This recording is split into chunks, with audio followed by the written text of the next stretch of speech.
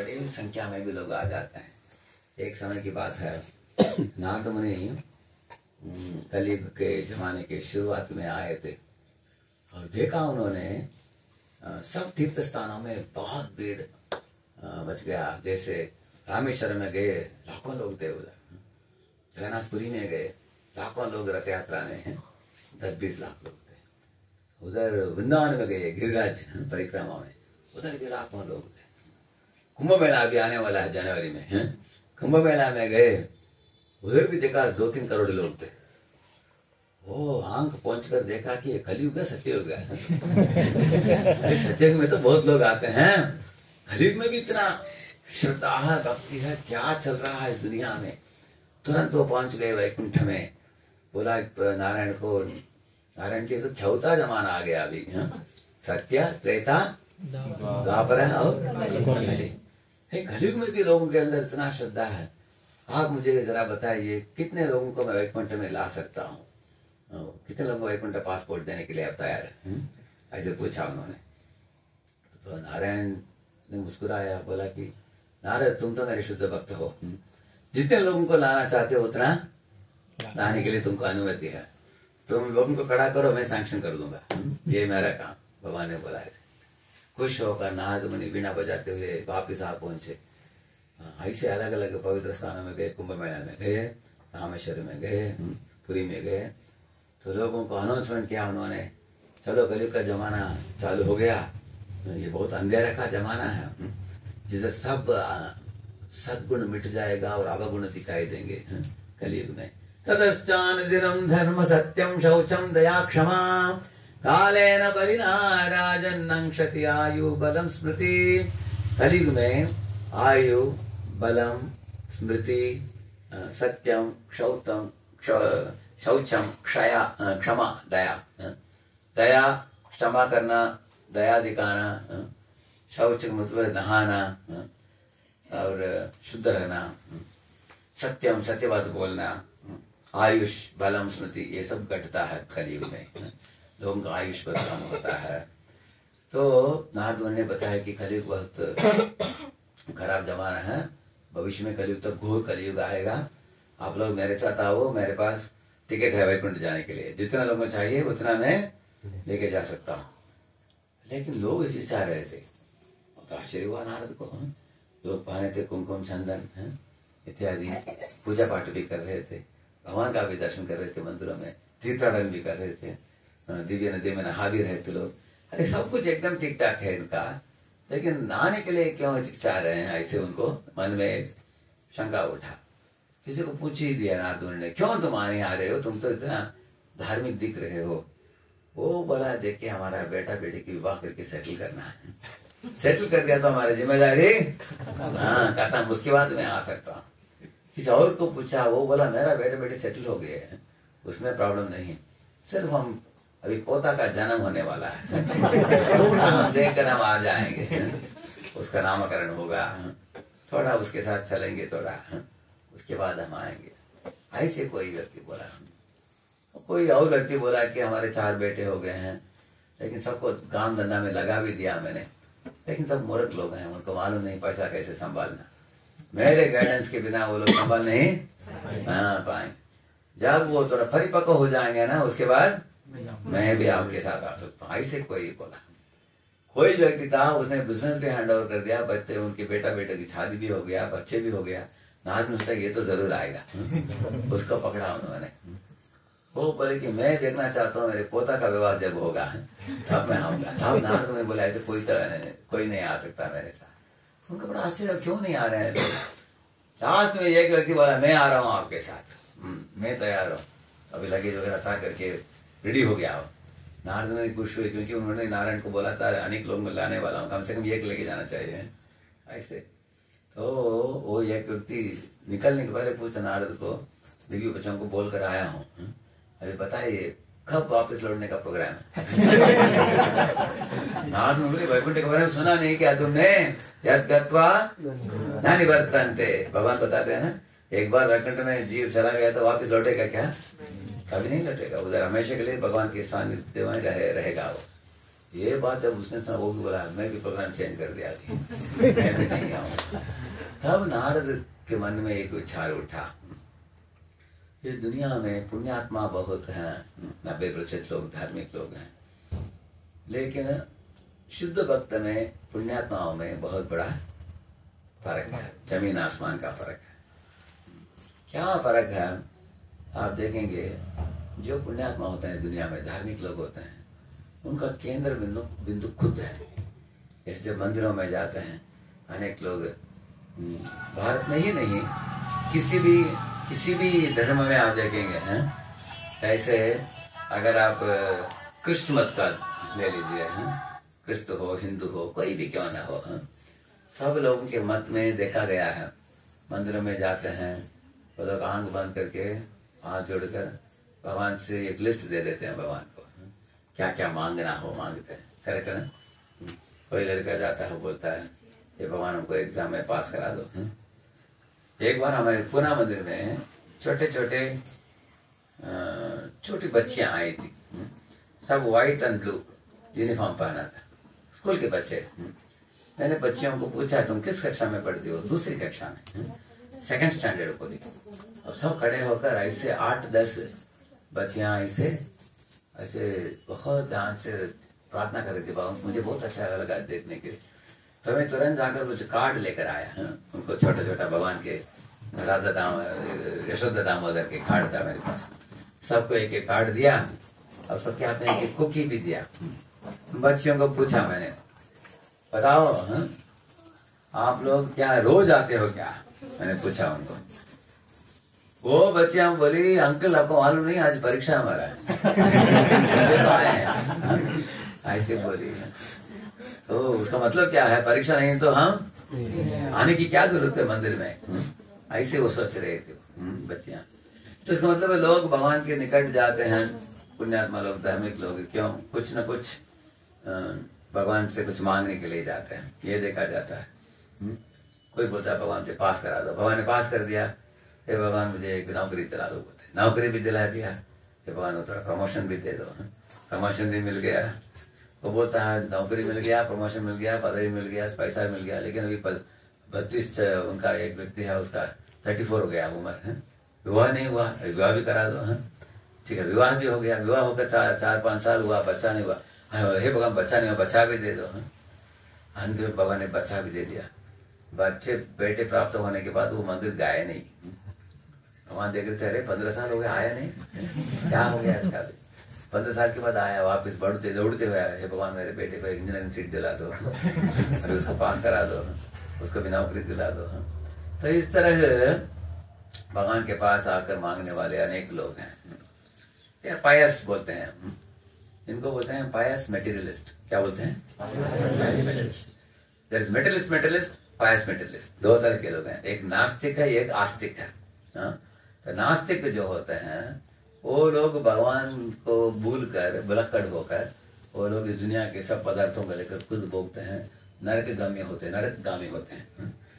इसके विरुद्ध जो आस्तिक जो होता है वो भगवान को मानता है, प्रभु को अपने पिता मानता है, सोचता है कि भगवान कितने अच्छे हैं, मेरे लिए सब कुछ दिया है, भगवान को मानते हैं।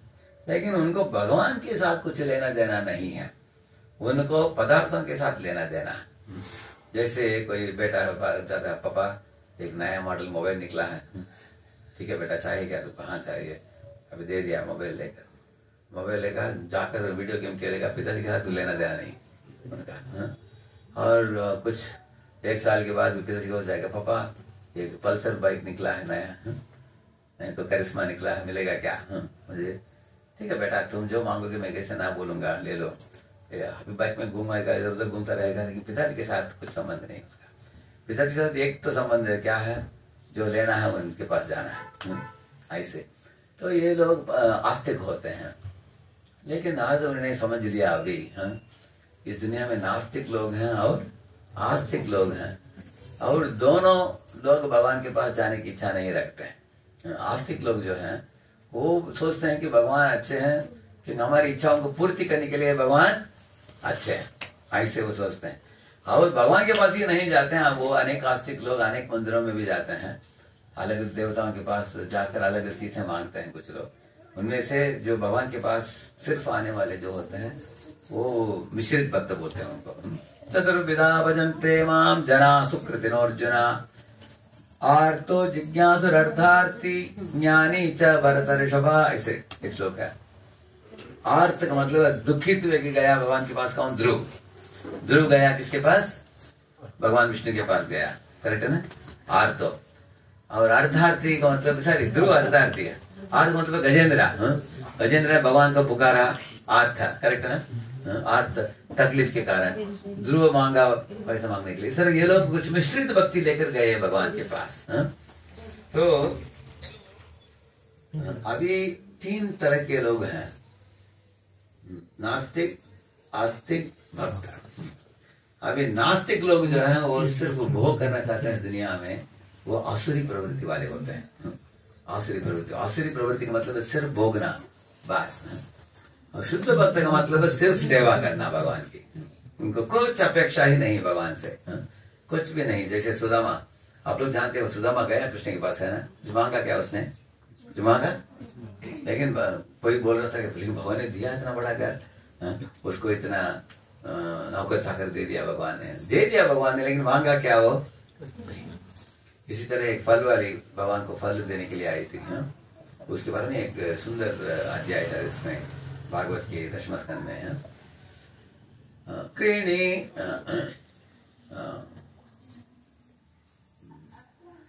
क्रीणी भो फलानि इति श्रुत्वा सत्परमच्युतम् फलार्थी धान्यमादाय सर्वयौ फलप्रदः। ऐसे एक श्लोक है।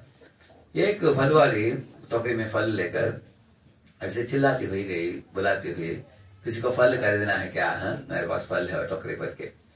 तो जब भगवान हरि ने उसको सुना, श्रुत्वा सत्वरम, उनको तुरंत लगा कि ये मेरे शुद्ध भक्त है, इन प्रेम से पुकार रही है, मुझे ही पुकार रही है, ऐसे भगवान ने सोचा। तो अंदर जाकर रसोई में जाकर थोड़ा हाथ में एक मुट्ठी चावल ले लिया, लेकिन भागते हुए आए, ऐसे भागते समय धीरे धीरे एक एक करके दाने गिर गया, सिर्फ 1-2 बचा था हाथ में। ऐसे आकर दिखाया उन्होंने वो फल वाली ने उनके कोमल हाथ हस्त कमल को देखा उन्होंने। इतना आनंद आया इस बच्चे को देखकर, कृष्ण को देखकर। तुरंत वो अपने टोकरी से जो भी फल था उसको उठाकर बच्चे को देने लगी। उन्होंने माप नहीं किया कि ये कितना दाने दिया, 2 दाने दे रहा है, इसको मैं एक फल से थोड़ा काट कर 1 पीस दूंगी, ऐसा नहीं है। वो देखा ही नहीं भगवान से मैं क्या ले रही हूँ, वो सिर्फ क्या करना चाहती थी? देना चाहते थे। 1, 2, 3, 4 टोकरी के सब खाली करके उन्होंने फल दे दिया भगवान को, कुछ अपेक्षा ना करते हुए ऐसे। तब भगवान ने अपने दृष्टिपात किया उनके टोकरी में। उस समय टोकरी भर गया किससे? सोना चांदी रत्नों से भर गया, ऐसे, करेक्ट है ना? तो इधर ये भी और एक उदाहरण दिया मैंने अभी। इस तरह भगवान को फल देते देते अपने उनका मनोभाव ऐसे थी, देने की भाव थी, तो भगवान ने भी उनके पास देने का भाव रखा, भगवान ने भी दे दिया उनको, करेक्ट है ना? मांगे बिना दिया, करेक्ट है ना? सुदामा भी मांगे बिना उनको मिला, ऐसे। तो इनको बोलते हैं शुद्ध भक्त। ये बात आपको समझ में आ रहा है ना? शुद्ध भक्त और आस्तिकों में क्या फर्क है? आस्तिक लोग अपने बारे में सोचते हैं और भगवान से याचना करते हैं कि आप ये देंगे तो मेरी ये समस्या सुलझ जाएगा, ऐसे बोलते हैं। शुद्ध भक्त भगवान को बोलते हैं कि ये समस्या सुलझेगा, नहीं तो नहीं सुलझेगा, आप मेरे साथ रहिए बस, ऐसे अपेक्षा करते हैं। जैसे अभी ये उसका लड़का का नाम क्या है उसका? अंशुमान बेहरा। अंशुमान बेहरा एक अच्छा टोपी पहना है, जो कान भी पाया, इसलिए मैं भी ऐसा रखा हूँ, क्योंकि बाहर जाएंगे तो क्या होता है, ठंडी हवा बहती है। अभी अंशुमान बेहरा के माता पिता जानते हैं कि बच्चे को ये सर्दी के ठंडी के मौसम में हवा बहुत चल रहा है, इसको एक ऐसे टोपी खरीदो जो कान को बंद करके इसको अच्छा सुरक्षा प्रदान करेगा। इसके बारे में कौन सोचते हैं? माता पिता सोचते हैं। अभी बच्चे को बोलना भी नहीं पड़ता, माँ बोल गया बेटा जरा उसको पाना देती है उसको, ऐसे। तो भक्त शुद्ध भक्त ऐसे ही होते हैं, उनको खुद के बारे में वो सोचते नहीं। कौन सोचते हैं? भगवान सोचते हैं कि एक बार अम्बरीश महाराज को देखा भगवान ने, इसके पास जो मंदिर में जाता है, भगवान मेरी सेवा करता है, और अकेले चलता है अपने महल की, वो इसको कुछ खतरा हो कल है? इसको कुछ सिक्योरिटी नहीं है, चिंता ही नहीं करता अपने बारे में। तो इसलिए भगवान ने सुदर्शन को बोला है, सुदर्शन इसके राजमहल के ऊपर तुम घूमते रहो हमेशा, अगर इसको कोई तकलीफ देगा तुरंत उसको काट दो। ऐसे भगवान ने बोला था ऐसे। इसलिए जब दुर्वासा मुनि ने जब अम्बरीश को एक असुर को निर्माण करके मारने के लिए आए थे ना दुर्वासा मुनि, उस समय क्या हुआ, सुदर्शन चक्र उनके पीछे करने लगा, करेक्ट है ना, क्योंकि भगवान ने ऐसा आयोजन रखा था उनको। तो इस तरह आप देखेंगे शुद्ध भक्त मांगे बिना उनको मदद मिलता है। कौन, किससे? भगवान से। भगवान जैसे माता पिता बच्चों को संभालते हैं, ऐसे भगवान संभालते हैं शुद्ध भक्तों को। लेकिन जो आस्तिक लोग होते हैं वो सोचते हैं कि अरे भगवान देंगे नहीं देंगे पता नहीं, मांग लेना अच्छा है, ऐसे वो सोचते हैं। शायद भगवान के पास अनेक जीव हैं, हमको भूल जाएंगे शायद, है थोड़ा लिस्ट लेकर दिखा दो, देना हो तो देंगे, नहीं देना तो दूसरी बात है, हमको लिस्ट दिखा देना अच्छा है, ऐसे वो सोचते हैं आस्तिक भक्त। इसका मतलब अपने ऊपर अपने बलबूते पर वो लोग रहते हैं ऐसे। फिर भी ये तीन लोगों में से श्रेष्ठतम व्यक्ति कौन है? शुद्ध भक्त। उसके नेक्स्ट कौन है? क्योंकि भगवान को मानते हैं। और तीसरा जो असुर है तो वो भोगी है। तो असुर भोगना चाहते हैं, सेवा नहीं करना चाहते। शुद्ध भक्त सेवा ही करते हैं, किसी भी तरह का भोग की इच्छा उनमें नहीं है। जैसे हनुमान जी हैं, अर्जुन हैं, पांडव हैं, जैसे प्रहलाद, ऐसे लोग हैं। और ये जो देवता होते हैं उनमें उनके अंदर दो भावनाएं हैं। उनको सेवा भी देना है भगवान को, साथ साथ थोड़ा भोगना भी। अभी इंद्र है, उसको भगवान ने नेता बनाया देवताओं का, तो उसको भगवान को सेवा देता है, इसलिए तो नेता बनाना है। लेकिन साथ साथ उसको थोड़ा भोगने का भी इच्छा है उसका। दोनों का कॉम्बिनेशन है उसमें। आप देखेंगे प्रभु की गुणगान वगैरह करता है इंद्र, लेकिन ब्रजवासियों को सताता है एक बार, करेक्ट ना, बारिश बरसा कर ऐसे। तो ये देवताओं के अंदर दो भावना, इसलिए भगवान ने उनको क्या बोला, ठीक है आप लोग देवी देवता की पदवी लेकर इस दुनिया में शासन करो, थोड़ा आपको स्वर्गलोकों में भोग भी मिलेगा। उधर बासमती चावल घी सब मिलेगा उधर, है अच्छा खा सकते हो। और उधर अप्सराएं नाचेगी और वीणा बजा सकते हो, और अच्छे अच्छे 64 कलाएं हैं उनके बीच में रहकर। उधर नंदन कानन भी है, जो बगीचा है, अच्छे फल फूल है। तो अभी गंधर्व लोग मधुर गाते हैं, ऐसे अप्सराएं नाचती हैं। इस तरह देवताओं को कुछ भोग विलास दिया है, क्योंकि वो लोग पुण्य करके उधर गए हैं स्वर्ग में। लेकिन पुण्य ऐसी चीज है वो घटता जाएगा। 5 4 3 2 1 0 क्षीणे पुण्य मर्त्यलोकम विशंति, धरती में आ जाएंगे वो। ऐसे कंपनियों में जो काम करते हो आप लोग, आपको LTA होता है मालूम आपको? LTA का मतलब लीव ट्रैवल अलाउंस बोलते हैं उसको। उसका मतलब एक पुरुष को अगर मान लीजिए उसके लीव ट्रैवल अलाउंस 1 लाख रुपया देते हैं, 1 लाख रुपया देंगे और 1 हफ्ता छुट्टी भी देंगे। वो अपने बीवी बच्चों के साथ, माता पिता सबको लेकर कुछ हिल स्टेशन में जाएगा, चलो ऊटी कोडाईकनाल, नहीं तो उधर शिमला है, कहीं तो घूमने के लिए जाएगा। तो घूम कर 1 हफ्ता भी बीत जाता है और पैसा भी खत्म हो जाता है, और वापिस आकर कंपनी में काम करने का ठेकाना आपने पहले जैसे काम करता है। ऐसे हर साल 1 हफ्ता मिलता है उसको। तो स्वर्ग लोग भी ऐसा ही है, आपने पुण्य किया, आप जाएंगे उधर थोड़ा भोगो, और आपका अकाउंट खत्म हो गया, आ जाओ ये स्वर्ग। इस तरह पाप किया, इधर से नरक में जाना, और अनेक तकलीफों को भोगने के बाद -3 -2 -1 0 वापिस आ जाते हैं। इस तरह पुण्य पाप के लिए स्वर्ग और नरक की स्थिति दुनिया में रखा है, वो ब्रह्मांड के अंदर ही है, वो समझा ना आपने। लेकिन ब्रह्मांड के बाहर अनंत कोटि ब्रह्मांड है, उन अनंत कोटि ब्रह्मांडों से भरे एक दुनिया है जिसको बोलते हैं परव्योम। उधर वैकुंठ दुनिया है, जिसमें भगवान हरि वास करते हैं, लक्ष्मी नारायण, सीताराम, राधा कृष्ण, उनका वास स्थान है। और उधर रहने वाले शुद्ध भक्त हैं। ये बात समझ में आ गया ना आपको? पुण्यात्मा लोग ऊपर तक नीचे आ जाते हैं, पापात्मा लोग नरक में जाकर वापस आते हैं। लेकिन शुद्ध भक्त लोग इस भौतिक ब्रह्मांड को छेद कर पार करके ब्रह्म ज्योति को भी पार करके परव्योम में जाकर वैकुंठ में भगवान को मिलते हैं। उधर अगर कोई चला गया तो इधर वापस नहीं आएगा। तो ये शुद्ध भक्त होते हैं। अभी ये इतना बैकग्राउंड में आपको क्यों दिया, अभी बताऊंगा आपको हम। क्योंकि एक समय की बात है, ये देवता लोग उनको असुर लोग सताया बहुत, क्योंकि कभी कभी असुर लोग भी देवता अपने रूप में आ जाते हैं। उधर आकर इंद्र एकदम आराम से बगीचे में बैठकर कुछ कर्नाटिक म्यूजिक सुन रहा है, सारेगामा पधनी से, अचानक आ जाते हैं असुर लोग, चिल्लाते हैं, तुरंत इंद्र को धोती पकड़कर भागना पड़ता है। नहीं तो उसको लग रहा है कि दुनिया में मजा है, बहुत सुंदर झील है, बहुत सुंदर झरना है, अप्सरा नाच रही है, कोई गाना गा रहा है, अच्छा मीठा चीज खाने के लिए है, एकदम आराम कर रखा है। इस दुनिया में आराम नहीं कभी नहीं हो सकता, कुछ ना कुछ तकलीफ आता रहता है दुनिया में, सुख दुख का मिश्रण है इस दुनिया में। इतना तक कि हम लोगों के लिए नहीं, देवताओं को भी ऐसे ऐसे ही है दुनिया, ऐसा दुनिया है, क्योंकि ये ब्रह्मांड के अंदर इस तरह की बुरा हाल है। लेकिन भगवत धाम में हम चले गए, उधर सिर्फ सुख है, उधर दुख नहीं है, उधर द्वंद्व नहीं है। इस दुनिया में द्वंद्व है, इस दुनिया।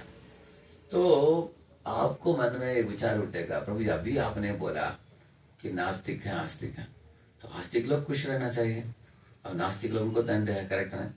क्योंकि इस दुनिया में अगर कोई शराब पीता है तो उसको लिवर सिरोसिस होता है, तंबाकू चबाता है तो उसको चाले पड़ते हैं, अगर कोई सिगरेट फूंकता है तो लंग कैंसर होता है, कोई अवैध संग करता है तो गालियां होते हैं।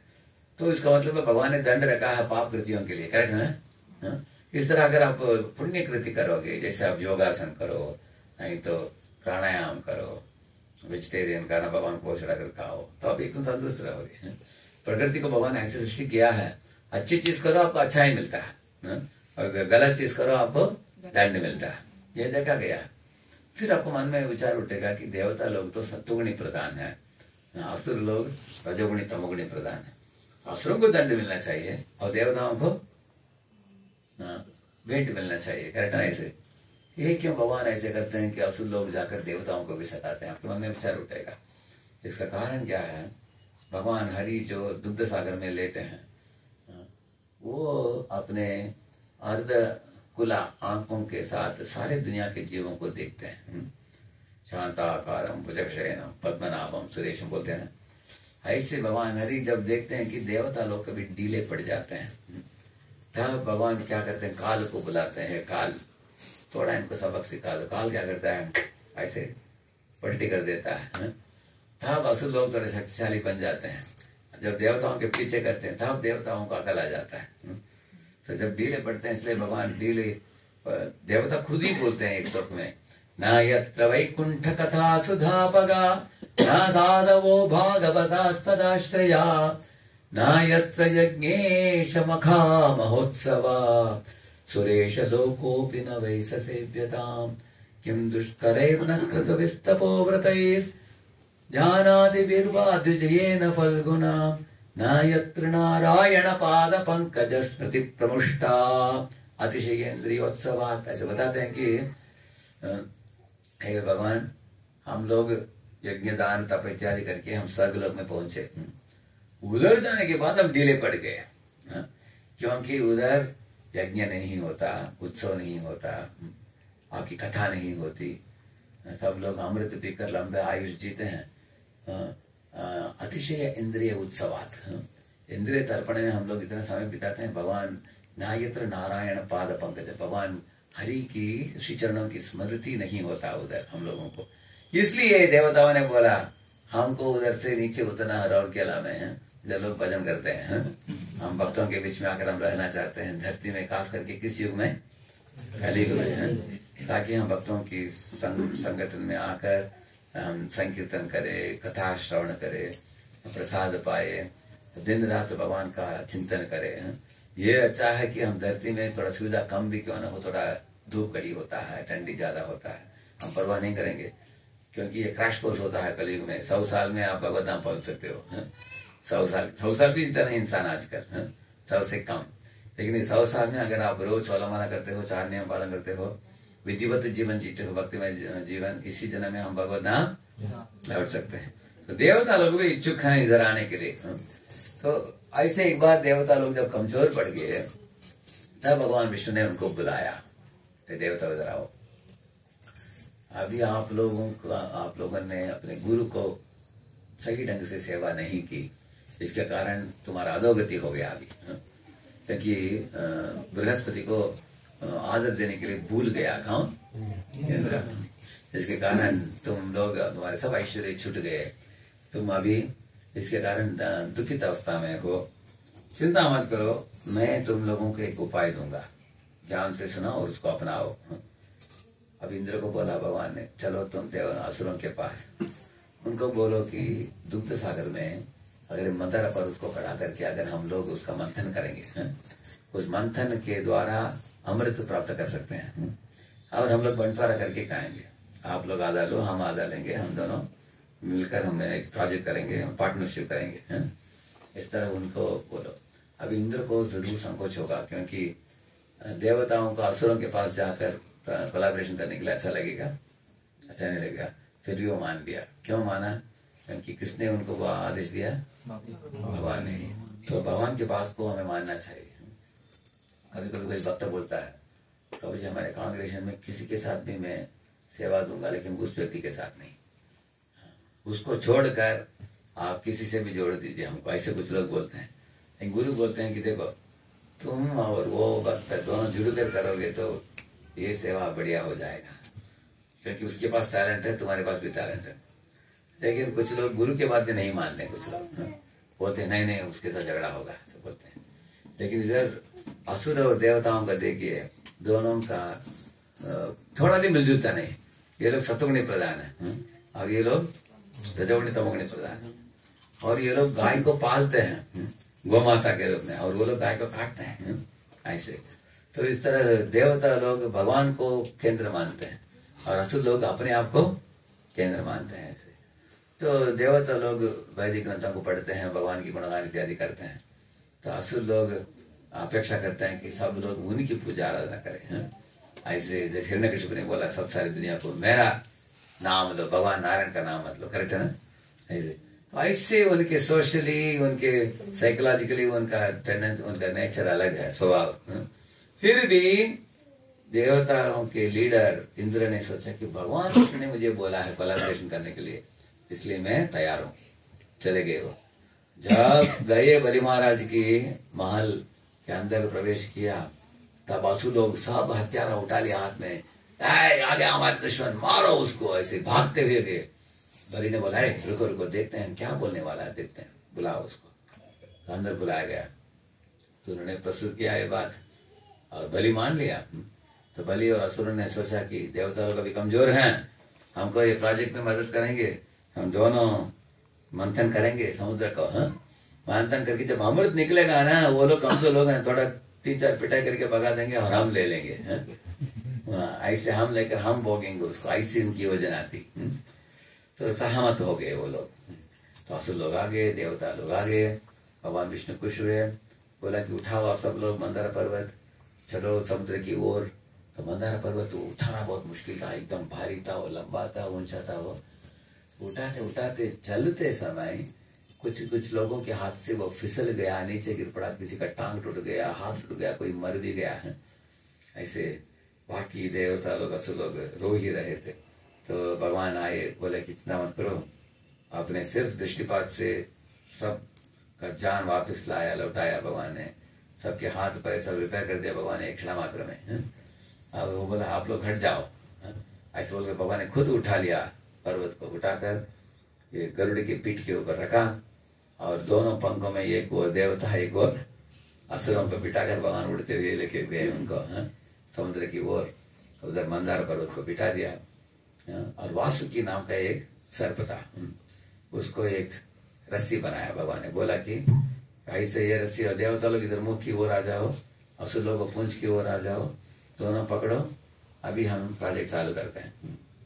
लेकिन ये जो मंदार पर्वत था ऐसे ऐसे हिलने लगा, तो जैसे लोग उसको दोनों साइड खींचा, तब सब लोग देवता लोग गए भगवान के पास, अभी क्या करना हमको। तो भगवान एक कछुआ बने, कछुआ बनकर नीचे कछुआ के पीठ के ऊपर वो लोगों ने इसको रखा पहाड़ को। अब ये लोग जब प्रोजेक्ट चालू किया, कटा कटा कटा कटा कटा गुडु गुडु गुडु गुडु गुडु कटा कटा कटा कटा कटा गुडु गुडु गुडु किया, तब उसके पीठ के ऊपर वो ऐसे क्या बोलते हैं उसको, रगड़ने लगा। तो तब इस कछुआ को बहुत अच्छा लगा, क्योंकि उसको खुजली हुआ थोड़ा पीछे, कटा कटा कटा कटा कुट कुट कुट जब गया, वो बहुत आनंदित होकर ऐसे श्वास लिया। उस समय से इस दुनिया में समुद्र में लहरें चालू हो गई। उसके बाद लहरें लहरें आते रहे, आज तक रुके नहीं, वो चलते रहते हैं ऐसे। तो कछुआ ने पहले क्या किया, श्वास लिया। पर मुझे राधामोहन महाराज बता रहे थे, अगर कोई व्यक्ति बोलता है कि मैं भगवान हूँ, उसके पीठ के ऊपर एक पहाड़ रखकर रगड़ो, तब पता चल जाएगा भगवान है कि नहीं। ऐसे बोला उन्होंने। ये भगवान है। जब कछुआ बनते हैं उनकी पीठ के ऊपर रगड़ने के बाद उनको अच्छा लग रहा है उनको, ऐसे। उसके बाद ऐसे करते समय क्या हुआ, ऊपर से ऐसे होने लगा। तो भगवान ने बोला चिंता मत करो। एक अजित नाम का एक रूप लिया भगवान विष्णु का ही, लेकिन 10 हाथ है उनका। ऊपर बैठ गए, ऊपर एक अवतार, नीचे एक अवतार। उसके बाद वो सही हो गया, वो पिवट अच्छा बन गया। अभी दोनों चालू किया प्रोजेक्ट, अभी चालू होने ही वाला था प्रोजेक्ट, दोनों उठा लिया। अचानक असुरों के बीच में एक बातचीत हुआ। क्या हुआ, एक असुर ने बोला, हे असुरो, ये विष्णु ने हमको धोखा दे दिया, ऐसे बोला। बाकी असुर ने पूछा क्यों बोल रहे हो ऐसे? देखो, हमको पूंछ दिया है और देवताओं को मुख दिया है वासुकी का। अहिर पुच्छम अमंगलम, ये सर्प का पूंछ जो होता है वो अमंगल होता है। ये तो इसका मतलब हमको बैकग्राउंड सर्विस दे दिया, उनको फोरग्राउंड सर्विस दिया। कभी कभी कुछ लोग पूछते हैं, कभी स्टेज के ऊपर खड़े होकर कभी कभी उसको लाइमलाइट बोलते हैं ना, वो सेवा कुछ लोगों को अच्छा लगता है, क्योंकि उस सेवा में क्या होता है, सब लोग उनको देखते हैं। एक बार ऐसे एक बहुत बड़ा युवकों का प्रोग्राम हुआ, उसमें जो नंबर 1 आदमी जो अनाउंस करता है उसको क्या बोलते हैं, मास्टर ऑफ सेरेमनी बोलते हैं उसको। वो अनाउंस करने के लिए एक व्यक्ति आता था, लेकिन उस दिन वो ट्रैफिक में हटक गया हो। तो वो फोन करके हमको बोला कि प्रभु जी मैं आ नहीं पाऊंगा, आधा घंटा लग जाएगा, अभी 7 बजे का प्रोग्राम है, मैं 7:30 आऊंगा, आप किसी और को लगा दीजिए। तो हमारे भक्त लोग ढूंढ रहे थे, एक व्यक्ति मिल गया, उसको बोला आप कर सकते हो क्या? प्रभु जी कितने सालों से मैं पूछ रहा हूँ, आपको चांस पूछ रहा हूँ, अभी आपने हमको चांस दे दिया, चिंता मत करना, हम कर देंगे। वो आ गया स्टेज में, माइक लेकर डांस करने लगा, वो सबको बोलने लगा, सब, क्योंकि उसकी बहुत इच्छा थी करने के लिए, लेकिन उससे श्रेष्ठ जो था दूसरा व्यक्ति, इसके कारण उसको चांस नहीं मिल रहे थे, अभी इसको चांस मिल गया। तो पहले थोड़ा कीर्तन हुआ इत्यादि, और प्रोग्राम चालू होने ही वाला था, लेकिन इतने में उधर से फोन आ गया, भाई जी ट्रैफिक तो डिजॉल्व हो गया, मैं अभी 2 मिनट में आ जाऊंगा, अभी 7 बजा है, मैं 7:02 को आ जाऊंगा, ऐसे वो व्यक्ति बोला। तुरंत भक्त लोग जाकर बोले भाई जी तुम उतर जाओ नीचे, तो आ गया वो। इतना बुरा लगा, प्रभु जी मैं क्या सेवा करूंगा, बोला वो आपको थोड़ा प्राइस पैकिंग करना है, प्राइस। ये बोला क्या प्रभु जी, प्राइस पैक करना पीछे वाले करते हैं और इसको आप आगे वाला सेवा दे रहे हैं, सब लोग इसको देखेंगे। वो बोला मैं दोनों नहीं करूंगा, मैं चले जाता हूँ। इसका मतलब कुछ लोगों को क्या सर्विस अच्छा नहीं लगता है। देखिए वैष्णव का मतलब है हमें नमक जैसे रहना चाहिए। नमक का मतलब क्या है, अभी सब्जी में नमक होता है तो सब लोग क्या बोलते हैं, आज सब्जी बहुत अच्छा है। अगर सब्जी में थोड़ा नमक कम हो गया तो लोग किसको कोसेंगे, सब्जी को कोसेंगे, नमक को कोसेंगे, नमक को कोसेंगे। बोले अरे नमक क्यों नहीं है सब्जी में, ऐसे बोलेंगे।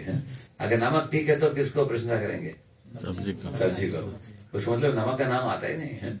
अगर नमक अच्छा करता है तो उसका नाम नहीं आता, अगर नमक थोड़ा कम हो गया तो डांट उसको मिलता है। तो नमक के पीछे रहता है, सब्जी में आगे नहीं आता हो। इस तरह वैष्णव भी क्या करते हैं, अपेक्षा नहीं करते हैं कि हमारा नाम आए नाम ना आए, लेकिन वो इच्छा करते हैं कि भगवान की सेवा हो हमसे। तो गोलोक में ऐसे ही लोग होते हैं। जैसे एक दिन हवा बह रही थी वृंदावन में, लेकिन धूप बहुत कड़ी थी, तो भगवान कृष्ण और बलराम कावड़ एक गोपालक सब खड़े थे इसके ऊपर, गोवर्धन के ऊपर। तो हवा ने सोचा कि उनको जाकर मैं थोड़ा विराम दो। तो ऐसे उड़ते समय ही यमुना ने पूछा, ये हवा तुम कृष्ण के पास जा रहे क्या तुम?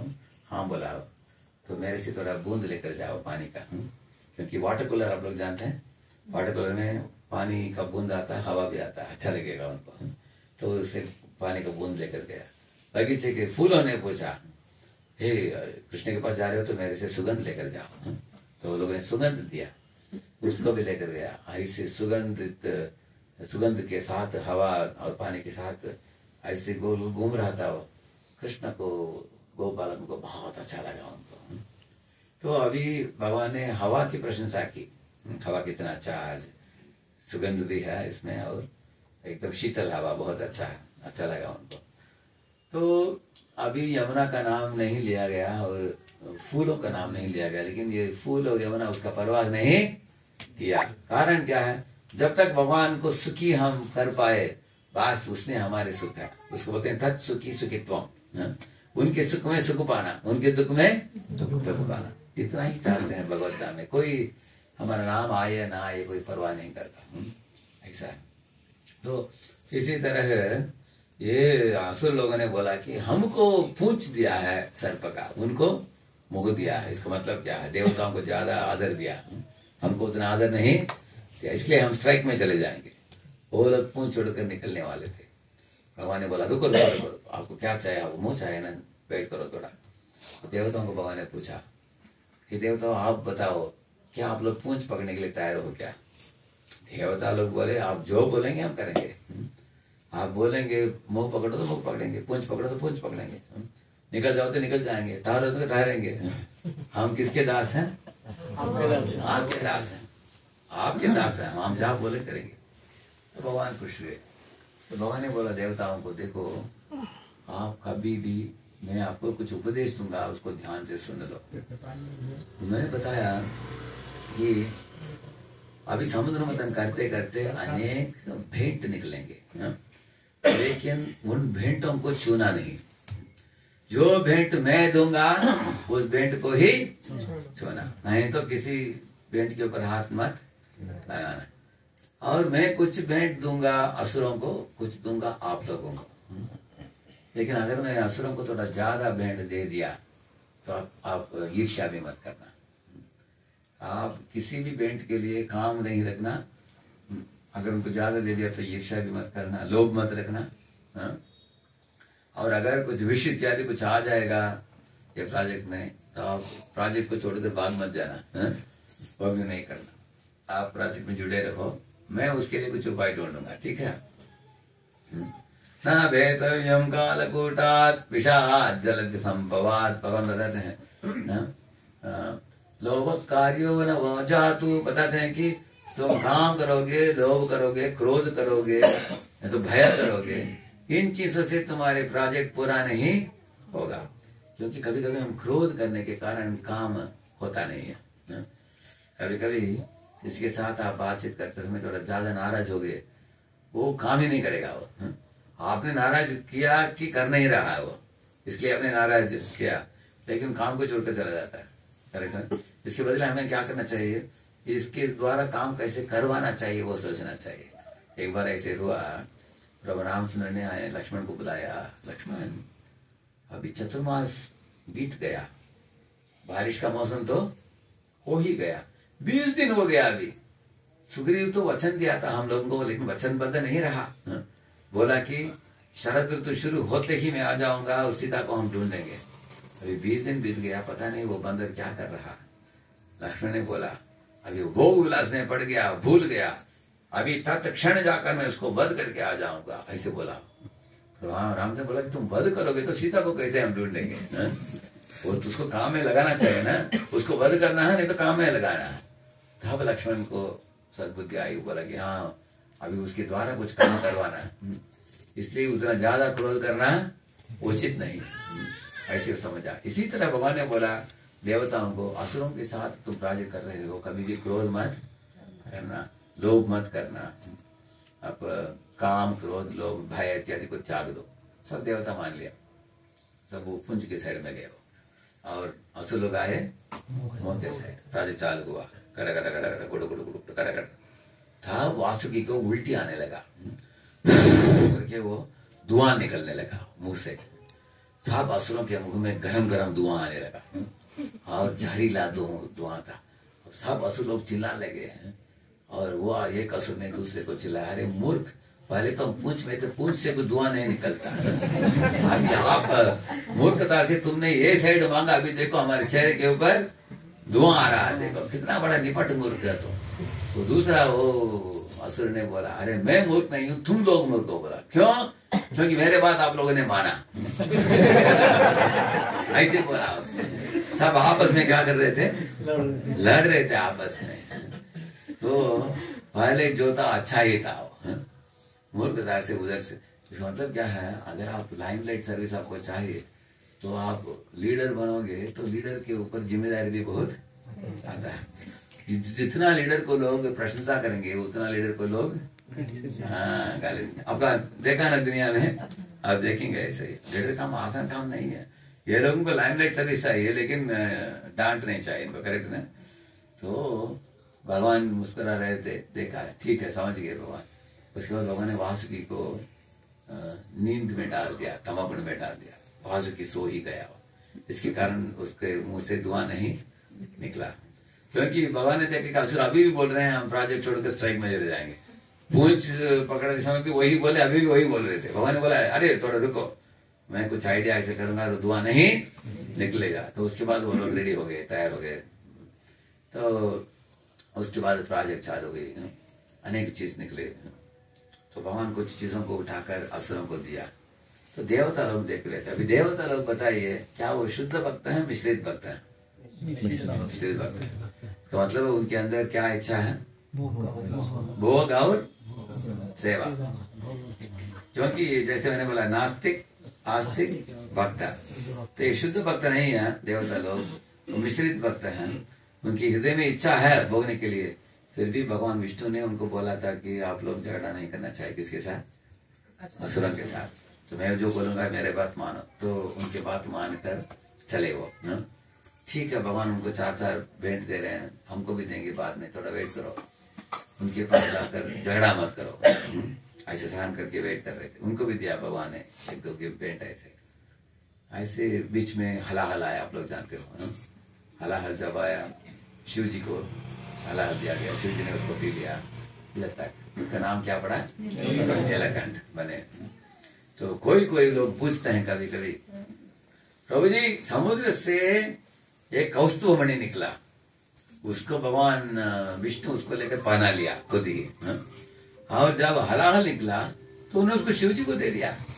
ये क्या है, भगवान खुद पहन लेते हैं अच्छे मणि और विष दे देते हैं दूसरे को, शिव जी को। ये क्या न्याय है? ऐसे लोग पूछते हैं। समझ में आया ना आपको प्रश्न? इस भगवान कुछ भी नहीं करते कारण के बिना। जो भी भगवान करते हैं उसका कारण होता है। प्रश्न क्या पूछा मैंने, कौन जानते हैं? बीच में मोबाइल कॉल आ गया। कौन जानते हैं प्रश्न? कोई बता सकते हैं? जब कौस्तुभ मणि आया तो आप खुद रख लिए, और जब हलाहल 20 आया तो महादेव जी को। सही सुना ध्यान से। इतना साउंड के बीच में भी सुन लिया आपने। अटेंशन अच्छा है इनका। तो उसका कारण क्या है? देखिए, एक शामंतक ज्वेल के बारे में आपने पढ़ा होगा भागवत में। ये शामंतक मणि सूर्य देव ने एक सत्यजित नाम के व्यक्ति को भेंट के रूप में दी थी। उन दिनों में अगर कुछ भेंट मिला तो राजा को देना चाहिए उसको, नहीं तो राजा से कम परमिशन लेना चाहिए। लेकिन सत्यजित राजा के पास गया नहीं, उग्रसेन के पास अपने घर में रहकर सोना बना रहा था। तो उसके कारण बाद में बहुत लंबी कथा है, लेकिन उसमें 4 लोग मारे गए। सत्यजित को भी कोई मार दिया, शतधन्व को भी मारा गया, एक शेर भी मारा गया, और उसके बाद प्रसेन नाम का सत्यजित का भाई जंगल में ये लेकर गया, वो भी मारा गया। इस तरह पैसा जिधर है उधर बदनामी भी ज्यादा है और खतरा भी ज्यादा है। ऐसे तो भगवान ने सोचा कि अगर एक शामंतक मणि के कारण इतने लोग एक दूसरे को हत्या किया, तो ये कौस्तुभ मणि तो उससे करोड़ों गुना ज्यादा महंगा है। ये होगा लोगों के बीच में मारामारी हो जाएगा। भगवान ने सोचा जब मैं पहनूंगा मेरे साथ कोई स्पर्धा नहीं कर सकता, इसलिए भगवान ने पहन लिया उसको। जब हलाहल आया, भगवान ने सोचा महादेव ऑलरेडी प्रसिद्ध है, उनका नाम वैष्णवा नाम शंभु। अभी उनकी प्रसिद्धि को मैं और भी बढ़ा दूं। ऐसे सोचकर उन्होंने महादेव को बुलाया। महादेव जब पीकर नीलकंठ बने उसके बाद और भी उनका प्रसिद्धि और बढ़ गया। तो भगवान अपने भक्तों को गुणगान करने में बहुत श्रेष्ठ भगवान है। जैसे विष्णु पितामह की गुणगान किया भगवान ने, ऐसे तो इसलिए भगवान ने क्यों किया, यही कारण है। इसके आगे क्या हुआ, धन्वंतरी अमृत कलश लेकर निकले हाथ में। धन्वंतरी कौन है? ये जो धन्वंतरी सब जड़ी बूटियां दवाइयां वगैरह लेकर आते हैं, वो भगवान विष्णु का एक अवतार है, विष्णु ही है वो रूप भी उनका विष्णु जैसे ही है, चतुर्भुज रूप है। कलश लेकर आए तो उसको देखते ही असुर लोग उनके हाथ से छीन लिया उसको। किसको? कलश को। उसमें अमृत था। और एक जयंत नाम का एक मोटा असुर, सबसे मोटा, वो अपने ले लिया अपने हाथ में और भागने लगा। क्या भगवान के हाथ से कोई छीन सकते हैं क्या? कोई नहीं कर, अगर कर सकता है तो वो भी भगवान का एक लीला है। जैसे कभी कभी पिताजी और बेटे के बीच में कभी स्पर्धा होता है और पिताजी हार जाते हैं, करेक्ट है? क्यों? बच्चे को खुश करने के लिए कभी पिताजी हार जाते हैं। ऐसे इस तरह भगवान ने सोचा ठीक है, आपको मेरे हाथ से खींचना खींच लो, अभी कितने दूर लेकर जाओगे? तो भगवान ने बाद में मोहिनी मूर्ति बनकर उसको वापस लौटाया, करेक्ट है ना? वो ही विष्णु एक स्त्री के रूप में आए तो वो असुर लोग उनको दे दिया वापस, करेक्ट है ना? तो अभी भगवान के हाथ से छीन कर जब उठाकर लेके भाग रहे थे वो, उसमें दो तरीके के असुर थे। एक वैरायटी के असुर थे जो पतले थे, उतने शक्तिशाली नहीं थे, और कुछ असुर थे बहुत बलशाली थे। तो बलशाली असुर उठाकर लेकर गए, माइट इज राइट बोलते हैं ना ऐसे। तो ये कमजोर असुर एक कोने में बैठ के वो बोले करे बांट कर खाओ, क्यों आप लोग इस तरह झगड़ा करते? उनको मालूम था कि झगड़ा करने के जाएंगे तो हमको तमाशा देंगे, मारेंगे हमको, इसलिए वो बोल रहे थे। वो कम्युनिस्ट असुर थे। क्या बोले? बांट कर खाओ, ऐसे बोल रहे थे।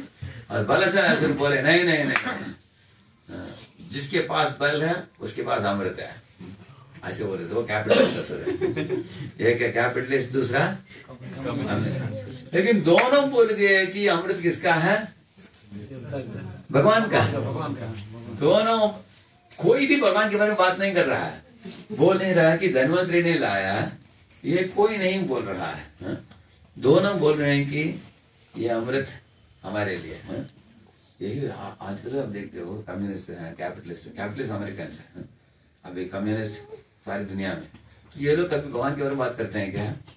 वो बोलते हैं कि बांट कर खाओ, ये लोग बोल रहे हैं। वो लोग बोल रहे हैं कि कसरत करके खाओ, खुद अपने बलबूते पर कमाओ, ऐसे। तो ये दोनों असुर ऐसे थे, भगवान को भूल कर खुद भोगना चाहते थे ऐसे। उस समय भगवान ने सोचा कि असुर लोग अयोग्य हैं इसको भोगने के लिए। क्यों? क्योंकि अगर ये लोग भोगेंगे, भयंपानम भुजंगानाम केवलम विषवर्धनम, ऐसे एक श्लोक है। एक सर्प को अगर आप दूध और केला खिलाओगे, वो खाकर वो मोटा हो जाएगा और उसका विष भी बढ़ जाएगा, बाद में उठाकर लोगों को डसेगा वो।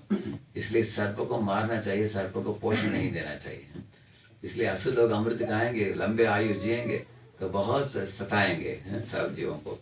इसलिए भगवान अच्छा उनको मिलना नहीं चाहिए। तो भगवान ने क्या किया, उनके हाथ से कैसे निकालना अमृत का कलश, उन्होंने एक सुंदर स्त्री का रूप धारण किया।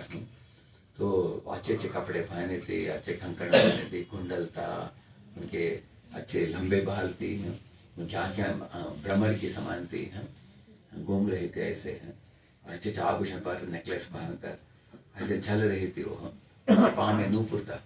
तो सब असुर उसको, उनकी खूबसूरती को देखकर मुड़कर देखा उनकी ओर, ये किधर से आई है? उन्होंने पूछा, हुज डॉटर आर यू? ऐसे पूछा, आप किसके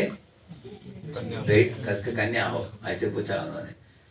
तो ये बड़ी आश्चर्य की बात है, क्योंकि आजकल कोई भी लड़का किसी भी लड़की को लेकर घूमता है, लेकिन उस जमाने में असुर लोग भी पूछते थे कि तुम किसका कन्या हो। उसका मतलब वो सोचा कि पिताजी के पास कन्यादान में हम ले सकते हैं। वो लोग भी थोड़े सज्जन थे। कौन? असुर लोग भी सज्जन। आजकल के लोग असुर से भी गए गुजरे। मैं ऐसे विद्यार्थियों को हम सिखाते हैं कि किसी भी लड़की के ऊपर हाथ नहीं लगाना चाहिए, क्योंकि वो तुम्हारा संपत्ति किसका संपत्ति है?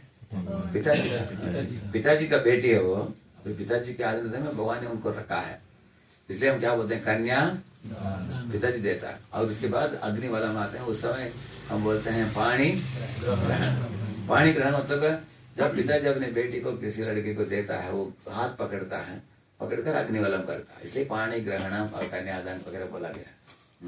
इसलिए अगर पिताजी की अनुमति के बिना अगर कोई किसी के ऊपर हाथ लगाता तो बड़ा चोर है, हाँ? असुर लोगों ने भी किया नहीं। असुर लोगों ने पूछा कि किसकी बेटी हो बताओ, पूछ रहे थे। और उसके बाद असुर के लीडर जो था वो जाकर स्त्री को बोला, स्त्री देखो हम सब लोग आपस में झगड़ रहे हैं, इसे तुम्हारे हाथ में दे देता हूँ, इसलिए तुम क्या करो हम सबको बंटवारा करके दो। वो बोली कि देखो मैं अकेली जा रही हूँ स्त्री, मेरे पिता भी नहीं पति भी नहीं, हाँ? मैं अकेली जा रही हूँ, ऐसे स्त्री के ऊपर कैसे तुम विश्वास करते हो? क्योंकि एक स्त्री एक पुरुष के आश्रय में रहती है, आश्रित रहती है, हाँ? या तो पिता के पास नहीं तो पति के पास। मैं अकेली जा रही हूँ, आप लोग मेरे ऊपर विश्वास रखकर दे रहे हो, मैं कुछ भी करूंगी, तैयार है क्या? ऐसा पूछा उन्होंने।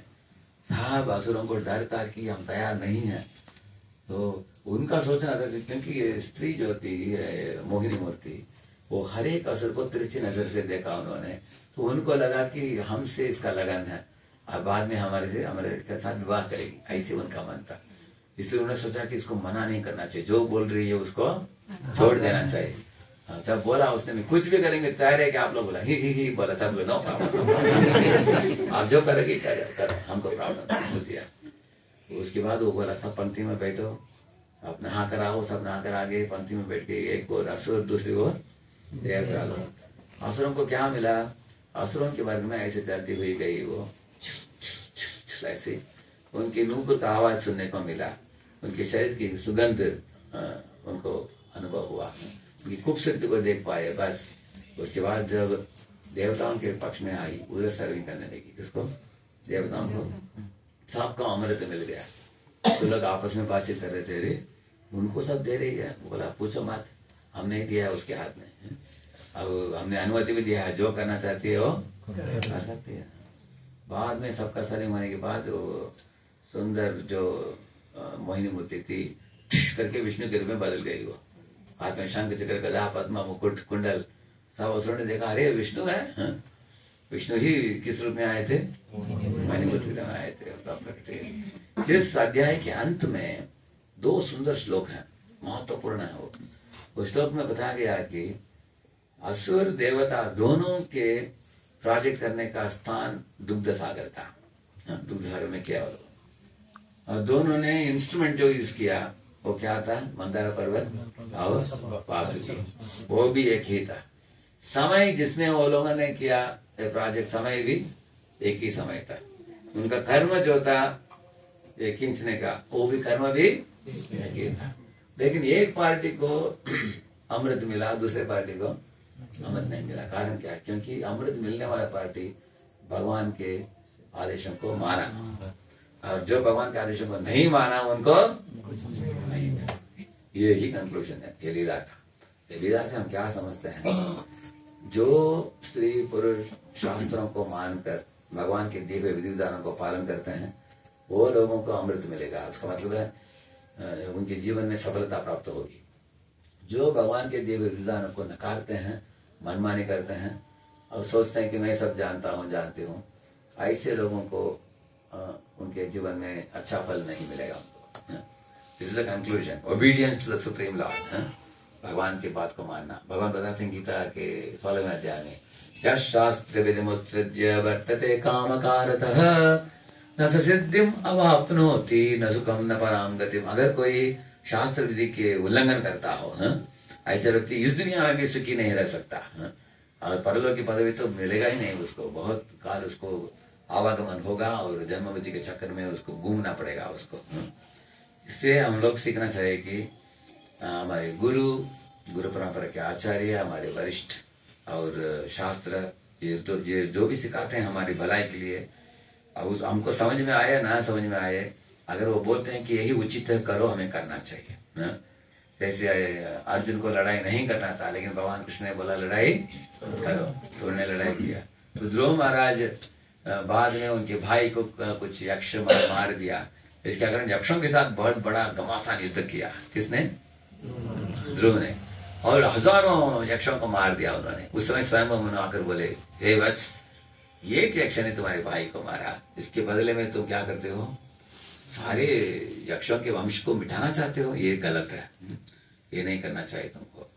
अभी युद्ध को तुम रोको बोला उन्होंने। क्या किया उसने? रोक दिया। एक व्यक्ति को बोला गया युद्ध करो, वो किया, वो कौन? अर्जुन। दूसरे को बोला गया युद्ध मत करो, रोको, वो रुक दिया। मतलब हमें बड़ों के बात मानना चाहिए।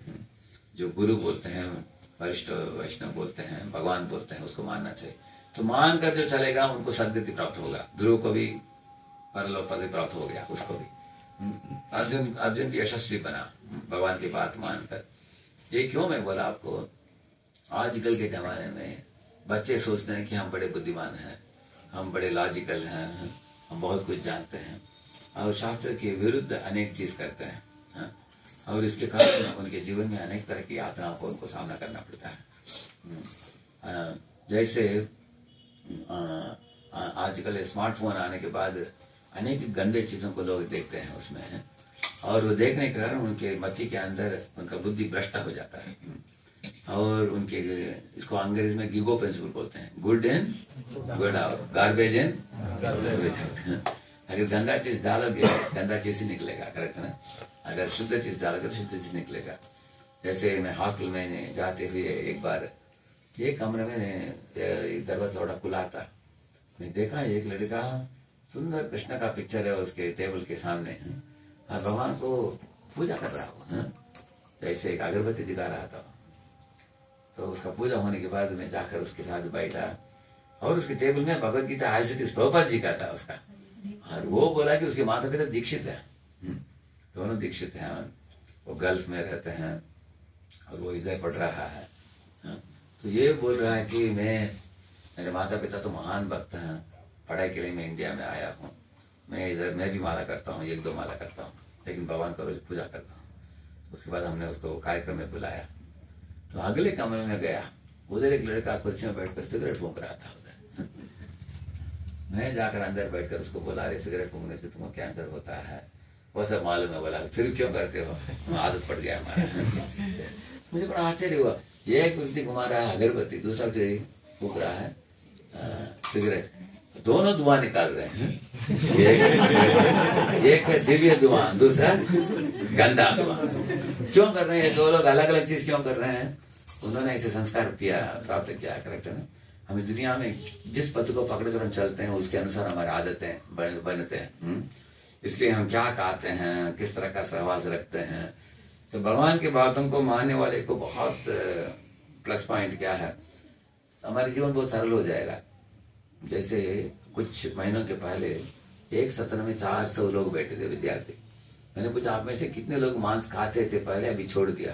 300 लोगों ने हाथ ऊपर की। 400 लोगों में 300 लोग खाते थे, अभी छोड़ दिया। वापस मैंने पूछा कितने लोग आप में से अंतिम सांस लेने तक तुम मांस को हाथ से छुओगे भी नहीं? सबके सब लोगों ने हाथ ऊपर किया। तो मैंने पूछा अरे आप 300 लोग, एक भी नहीं है, सब लोग मानते हो कि मांस नहीं खाना चाहिए, आप लोग पहले क्यों खाते थे? वो लोग बोलते हम अज्ञानी थे, हमको मालूम नहीं था गलत काम है ये। अभी पता चल गया कि बकरे के अंदर भी एक आत्मा है, चिकन के अंदर भी एक आत्मा है, मारना नहीं चाहिए उनको, वो भी हमारे भाई बहन जैसे हम समझ गए। पहले जानकारी नहीं था। तो जानकारी किधर से आता है? शास्त्रों से आता है, और शास्त्र भगवान का वाणी है। उस भगवान का वाणी को पढ़कर जीवन में उतारेंगे हम सही ढंग से, तो हमारा सद्गति प्राप्त हो जाएगा आसानी से, और हमें दुनिया में वापस नहीं आना पड़ेगा हमको। जैसे देवता, अभी देवता लोगों को उदाहरण मैंने क्यों दिया आपको? 3 लोग बोला मैंने, नास्तिक, आस्तिक और ये तीनों में से देवता किस कैटेगरी में आते हैं? आस्तिक में आते हैं, शुद्ध भक्त नहीं है वो। उसका मतलब वो ब्राह्मणिकल वैदिक कल्चर को फॉलो करते हैं, लेकिन उनके अंदर दोनों वृत्तियां हैं, थोड़ा भगवृत्ति भी है, थोड़ा सेवा वृत्ति भी। हम लोगों के अंदर भी ऐसा ही प्रवृत्ति है। अभी हम लोग, कोई नहीं बोल सकता कि हम शुद्ध भक्त हैं, हमारे अंदर कुछ त्रुटि नहीं है। हमारे अंदर थोड़ा भोग करने की भी इच्छा है, थोड़ा सेवा करने की भी इच्छा है, दोनों। जितना हमारे अंदर थोड़ा भोग की प्रवृत्ति है, उतना इस दुनिया में हमको तकलीफ भी होता है, उतना ही। अगर आपका 80% आप शुद्ध भक्त है, आपको 20% मच्छर काटेगा आपको। उतना ही समस्या आपको, बाकी 80% आप तो एकदम बिंदास खुश रहोगे आप, क्योंकि हमारे अंदर दोनों का मिश्रण है ऐसे। तो जैसे एक काष्ठ होता है, काष्ठ जानते हैं? काष्ठ मतलब है लकड़ी। वो अगर सूखा सूखा है, उसको चूल्हे में डालो करके वो अच्छा जलेगा। लेकिन उसमें थोड़ा पानी सिंचन करने के बाद उसको डालो चूल्हे में, क्या आएगा? हाँ, धुआं निकलेगा उससे। इसी तरह हम लोग सुख का काष्ठ जो होता है वो क्या है? वो शुद्ध भक्त जैसा है, लेकिन हम पानी को उसमें सिंचन करते हैं, वो मिश्रण है उसमें है? तो मिश्रण आ गया तो धुआं निकलता है, उतना ही धुआं निकलेगा, करेक्ट है ना? जितना वो भीगा है उतना धुआं। जितना हमारे शुद्ध भक्ति में मिश्रण आ गया उतना दुख हमें प्राप्त होता है। अगर आप जैसे स्वीट राइस है, स्वीट राइस में अगर पत्थर हो छोटा छोटा, आप खाते हो, स्वीट अच्छा लग रहा है, पत्थर आता है, वो बुरा लगता है, आपको लगता है कि थूक दे, लेकिन थूकने की भी मन नहीं कर रहा क्योंकि थोड़ा मीठा भी है। खाते भी है, पत्थर भी आता है, दुनिया में सुख दुख ऐसे आता रहता है। अगर कोई बोलेगा मुझे स्वीट राइस ही स्वीट राइस चाहिए, पत्थर नहीं चाहिए, तो आपको भगवत धाम लौटना पड़ेगा, क्योंकि भगवत धाम में शुद्ध भक्ति है और उधर सब जीव राशियां भगवान के पार्षद होते हैं, शुद्ध होते हैं। तो ये भागवत ग्रंथ में 8वें स्कंद में ये लीला जो मैंने आपको बताया आज, इसको बोलते हैं समुद्र मंथन लीला, वो आप पढ़ेंगे उधर। गजेंद्र मोक्ष भी उसी कैंटो में है। प्रहलाद चरित्र 7वें स्कंद में पढ़ोगे, 4थे स्कंद में ध्रुव महाराज की कथा है, 9वें स्कंद में अम्बरीश महाराज की कथा है, ऐसे पांडवों की कथा है पहले स्कंद में, ऐसे 30वें स्कंद में स्वयं मनु खद्दमुनि, बहुत सुंदर सुंदर कथाएं हैं। तो लक्ष्मी नारायण की, सीताराम की, राधा कृष्ण की, और मत्स्य कूर्म, वराह, नरसिंह, सबकी लीला है इसमें।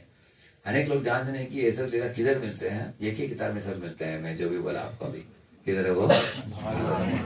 और भागवत का मूलभूत उद्देश्य है आपको शुद्ध भक्ति प्रदान करना। मैंने बताया आपको, इस दुनिया में नास्तिक और आस्तिक बार बार उनका आवागमन होता है, लेकिन आप शुद्ध भक्त बन जाओगे तो भगवान बताते हैं त्यक्त्वा देहम पुनर्जन्म नहीं थी मामे थी, मेरे पास आ जाओगे, ऐसे बोलते हैं। तो भागवत आपको सिखाएगा इस दुनिया छोड़कर उस दुनिया कैसे जाना। बाकी पुराण बोलेगा आपको इस दुनिया में आपकी परिस्थिति को थोड़ा बेहतर कैसे बनाना। जैसे अगर कोई जेल में हो, कारागार में, उधर ठंडी बज रहा है, कोई आकर उसको थोड़ा ब्लैंकेट देते हैं, नहीं तो उसको मच्छर काट रहा, एक मच्छरदानी दिया, थोड़ा किया उसने, लेकिन वो रहता है किधर? जेल।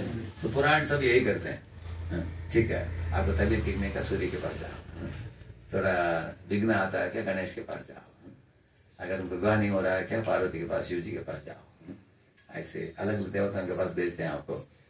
लेकिन भागवत बोलता है एक 100 सोनार की एक लोहार की, करना अभी टुक टुक टुक टुक करने के बाद एक बड़ा हथड़ी लोग फाट करके इस तरह one stroke method go back to Godhead, एक स्ट्रोक में आप लौट चलो किधर?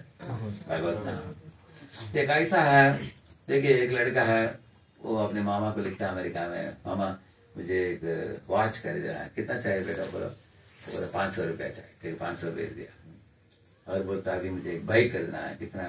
वो बोलता है 8000, ठीक है 8000 भेज दिया। स्कूल फी भरना है, कितना है? वो 15000 भेज दिया। बाद में अंकल ने बोला ठीक है तुम्हारा नाम है, मैं 20 करोड़ दे देता हूँ, अभी रखो, जो जितना चाहिए खर्चा करो। तो 20 करोड़ के अंदर सब खर्चाएं बैठ जाते हैं, और भी ज्यादा है, करेक्ट ना? इस तरह हम देवताओं के पास जाएंगे तो थोड़ा थोड़ा जितना चाहिए उतना ही मिलेगा आपको, लेकिन भगवान कृष्ण के पास जाएंगे तो 20 करोड़ जैसा। वो बोलते हैं तुमको किसी भी तरह का चिंता नहीं, तुम मेरे ऊपर डाल दो, मैं देख लूंगा उसको, ऐसे भगवान बताते हैं।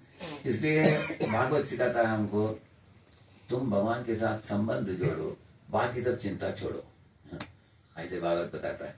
लेकिन अगर आप भगवान के ऊपर विश्वास नहीं रखते हो तो देवताओं के पास अलग अलग चिंताओं से मुक्त पाने के लिए जाते हो इस दुनिया में, जाते हैं कि नहीं? लोग एक चीज मांगते हैं, उसके बाद कहीं और जाना पड़ता है। कुछ कुछ लोग अलग अलग कोने कोने में जाते हैं, अलग अलग देवता बोलते हैं जागृत देवता ऐसे करके जाते हैं, करेक्ट है ना?